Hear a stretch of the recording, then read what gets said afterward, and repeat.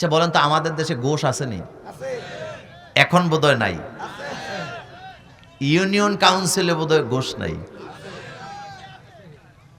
একটা জন্ম নিবন্ধন আনতে কি লাগে? আর ভোটার আইডি যতগুলা ভুল হয়েছে, এগুলা যে ভোটার সে ভুল করছে না যারা এগুলা বানাইছে তারা ভুল করছে? কিন্তু সাফারার কারা? জোরে কর না, সাফারার কারা? আমরা। ভুল করছে গাঁজাখুরেরা, সাফারার হইছে আমরা। ভুল করছে বিড়িখুরেরা, সাফারার হইছে আমরা।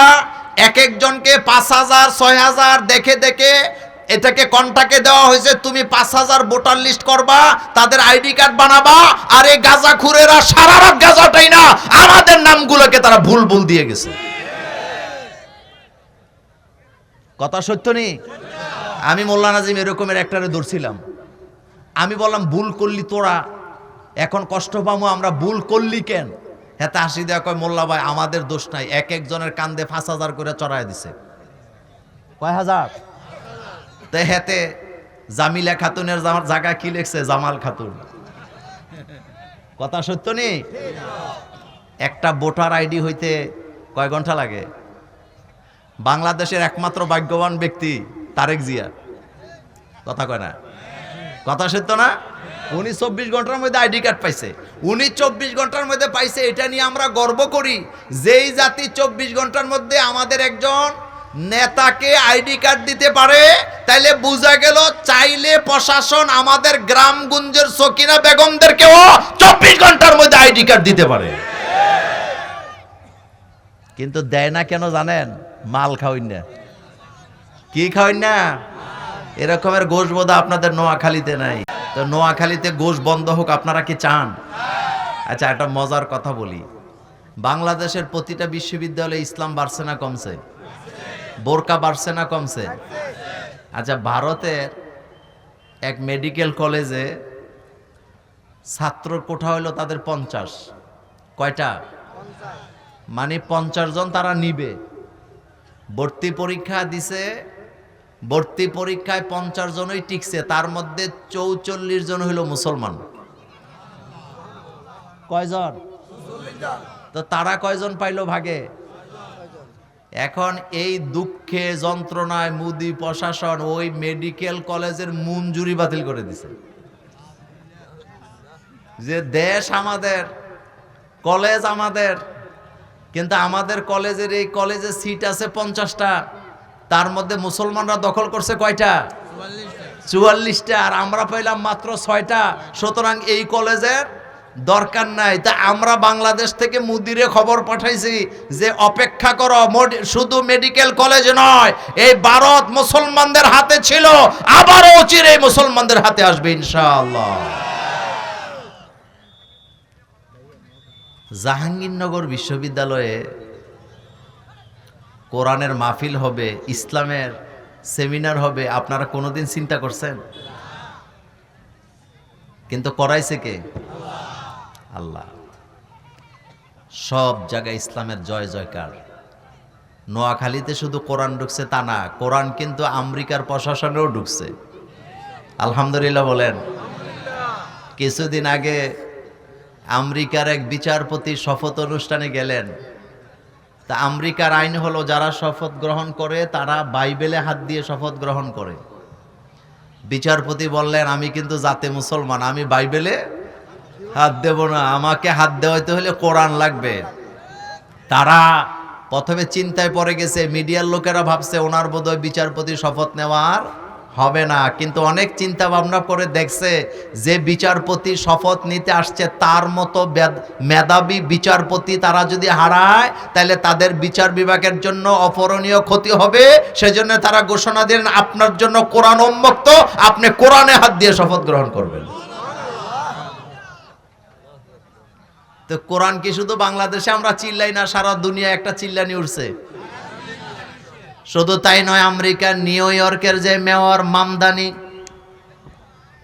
আমেরিকার ইতিহাসে সর্বপ্রথম নিজেকে মুসলমান পরিচয় দিয়ে মেয়র হয়েছেন তিনি শপথ অনুষ্ঠানে একটা কোরআন নিয়ে যায় নাই, 2টা নিয়ে গেছে।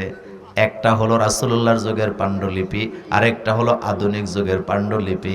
তাকে যখন বলা হলো আপনি দুইটা কেন আনলেন, তিনি বললেন আমি পৃথিবীবাসীকে জানান দিলাম মুহাম্মদ সাল্লাল্লাহু আলাইহি ওয়াসাল্লামের যুগের কোরআন আর বর্তমান কোরআনের মধ্যে কোনো পার্থক্য নাই।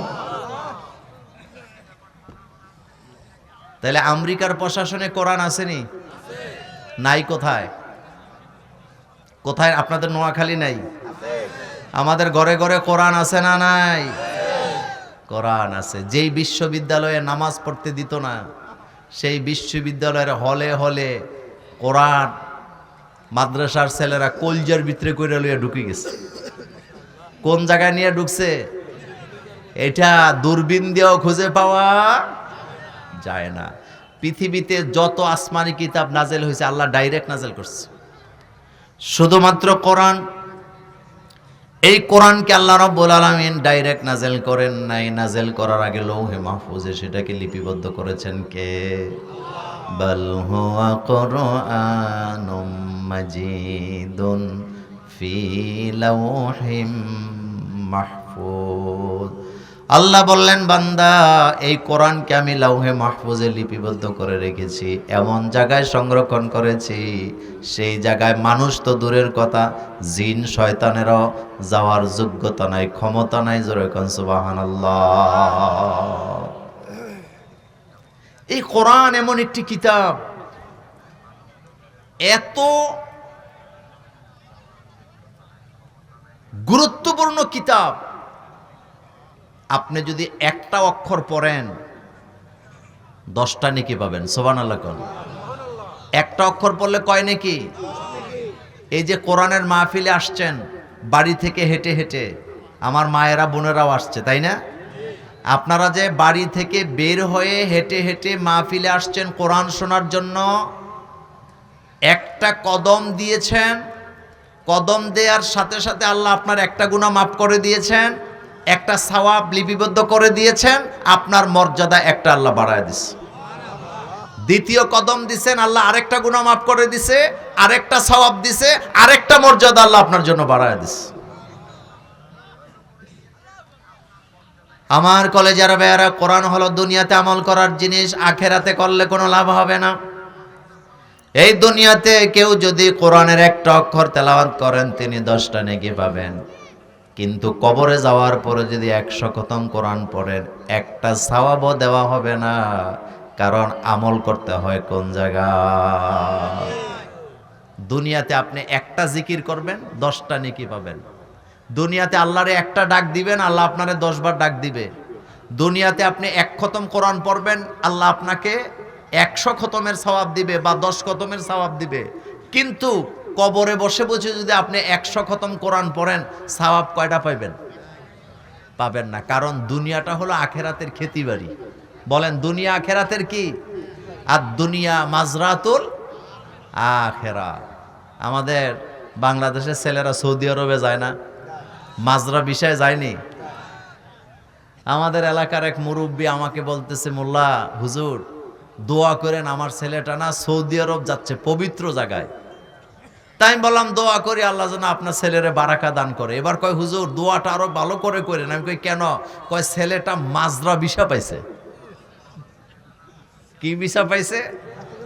তা আমি বললাম যে আপনি কি জানেন মাজরা মানে কি? কয় না জানি না, তবে বড় কিছু হবে। মাজরা মানে কি?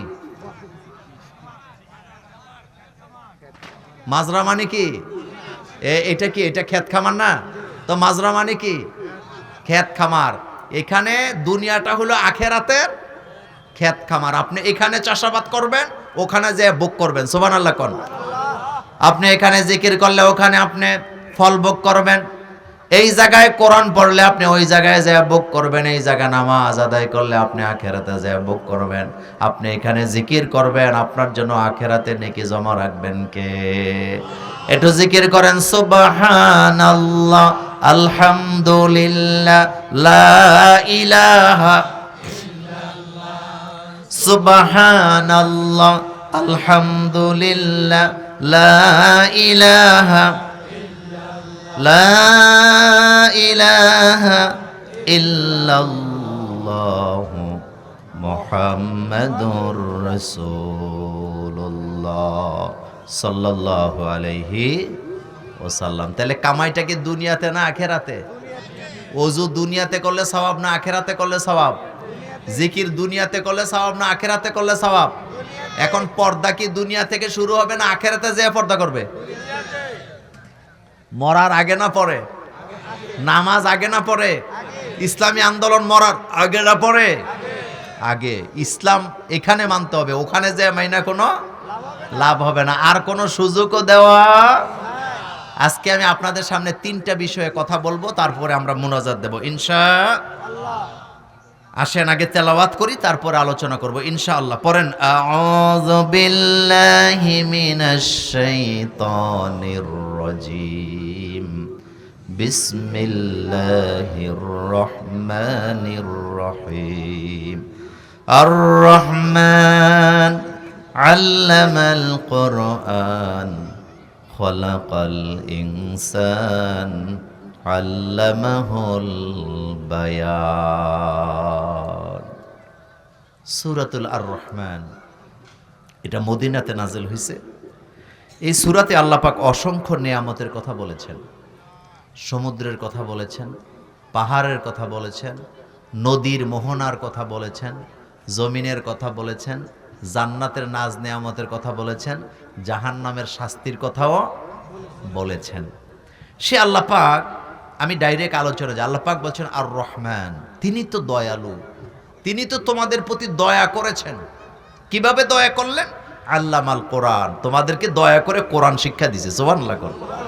আমাদেরকে দয়া করে কোরআন শিক্ষা দিছে কে? আল্লাহ পাক। আমার কথার মধ্যে রাজনীতি বোঝার চেষ্টা করবেন না, আমি এখানে রাজনীতির নেতা হিসাবে আসি নাই, কথাটা বুঝেন। আচ্ছা বলেন তো, এই কোরআনটা এটা কি শুধু মুসলমানের কোরআন না সারা পৃথিবীর মানুষের কোরআন? ফাইন, একটু জোরে জবাবটা দিবেন। এই কোরআনটা কি শুধু জামাত ইসলামের কোরআন? এই তো আসতে কইলেন। এই কোরআন কি শুধু বিএনপির কোরআন? এই কোরআন কি শুধু ঐক্যজোটের কোরআন? এই কোরআন কি শুধু হেফাজতের কোরআন? এই কোরআন কি শুধু ইসলামী আন্দোলনের কোরআন? না, এটা হুদাল্লিন নাস, এটা হলো মানুষের হেদায়েতের জন্য কোরআন। এখন আমাদের বাংলাদেশে মাহফিলের স্টেজে উঠে কোনো বক্তা যখন বলেন যে জমিন যার আইনও চলবে তার, অথবা হুজুর যদি বলে আপনারা সবাই কোরআনের আইন চান কি না, মাঠের থেকে কিছু লোকে মনে মনে চিন্তা করে হুজুর বোধহয় জামাত ইসলামী করে। কথা সত্য নি? কথা সত্য নি? তা আপনার ভিতরে এটা ঢুকলো কেমনে আপনি বলেন তো? এই কোরআন বিশ্বাস করেন পৃথিবীর কোন গোত্র, কোন দেশের লোকেরা কোরআনকে নিজেদের সম্পদ বলে দাবি করতে পারবে না, কারণ আল্লাহ পাক বলছেন হাযা বায়ানুল লিন্নাস হুদাল লিন্নাস, এটা আমি মানুষের জন্য নাযিল করেছি। নাম্বার 2, এই কোরআনের পরে আমাদের আর কিছু দরকার আছে না। আমাদেরকে 2টা জিনিস লাগবে। বলেন কয়টা? তারাকতু ফিকুম আমরাইন, দ্বিবচন তাসনিয়া, 2টা জিনিস রেখে গেলাম তোমাদের জন্য। একটা হলো কোরআন আর একটা সুন্নাহ। বলেন, একটা হলো কোরআন আর একটা সুন্নাহ। এজন্য আপনারা যখন স্লোগান দেন তখন স্লোগানটা দিবেন কোরআন সুন্নাহর আলো ঘরে ঘরে। এটা হলো শুদ্ধ স্লোগান। বলেন কোরআন সুন্নাহর আলো। কেন বলবেন জানেন? কোরআনে নামাজ পড়ার কথা বলা হয়েছে, কিন্তু নামাজ কয় রাকাত পড়বেন, কখন পড়বেন, এটা বলা হয়েছে সুন্নাহর মধ্যে। কোরআনে বলা হয়েছে ফাগসিলু ওয়ুজুহাকুম ওয়া আইদিয়াকুম ইলাল মারাফিকে, তোমরা ওযু করো এমনি এমনি, কিন্তু কিভাবে ওযু শুরু করবেন কিভাবে শেষ করবেন এটা সুন্নাহর মধ্যে পাওয়া যায়। সুবহানাল্লাহ কোন। কোরআনে বলা হয়েছে হজ করো, কিভাবে করবেন এটা সুন্নাহ থেকে পেতে হবে। কোরআন বলেছেন আস-সারিকু ওয়াস-সারিকাতু ফাকতাউ আইদিয়াহুমা, চোর যদি চুরি করে হোক সেটা চোর বা চোরনি, তার হাত কেটে দাও, কিন্তু কখন কাটবেন, কার হাত কাটবেন, কোন অবস্থায় কাটবেন, এটা সুন্নাহর ভিতরে আছে না? না। একটা মজার কথা বলি, কয়েকদিন আগে একজন সাংবাদিক, আমাদের দেশের মোটামুটি বুদ্ধিজীবী আর কি, তো উনি আমার সাথে কথা বলতেছিলেন হোয়াটসঅ্যাপে। তা আমারে বলতেছে, মোল্লা ভাই নমুনা তো বেশি ভালো না, বাংলাদেশে যদি কোরআনের আইন কায়েম হয়েই যায়, আপনারা কি তার পরের দিন থেকে হাত কাটা শুরু করবেন? আমি হাসি দিয়া বললাম, ভাই আমরা হুজুরেরা আর কোনো কাম কাজ আমাদের নাই, আমরা তো টাকশাল টকশাল এখনো বানায় নাই। চাপাতিনি বলে, ওই যে গরু যে কাটে, এটা কি বলে আপনাদের এলাকা? হ্যাঁ, দামা। দামা কি বলে? তা আমি বললাম যে আমরা তো এগুলো এখনো বানাই নাই, মানুষের হাত কেমনে কাটবো? কয় না, আপনারা যে ওয়াজ করেন চোরের হাত কেটে দিতে হবে। আমি তখন হাসি দিয়া বললাম, ভাইজান ভয় পাওয়ার কারণ নাই। বাংলাদেশে যদি কোরআনের আইন কায়েম হয়, যদি আল্লাহ কবুল করেন বাংলাদেশে কোরআনের আইন কায়েম হয়, কোন চোরের হাত কাটা হবে না ততক্ষণ 18 কোটি মানুষের খাদ্যের নিশ্চয়তা দেওয়া যাবে না যতক্ষণ। আর কোরআন কি গণহারে হাত কাটবে নাকি? না। রাসূল সাল্লাল্লাহু আলাইহি ওয়াসাল্লাম কি গণহারে হাত কাটছে নাকি? দুইটা কাটছে, পরেই তো সারা দেশ কি হয়ে গেছে? ঠান্ডা হয়ে গেছে। একজন জিনাকারিনীকে যখন দিবালোকে প্রকাশ্যে জনসম্মুখে পাথর মারা হয়েছে, কোমর পর্যন্ত গেড়ে দিয়ে, পুরা ইসলামের সীমানার মধ্যে জিনা চিরতরে বন্ধ হয়ে গেছে।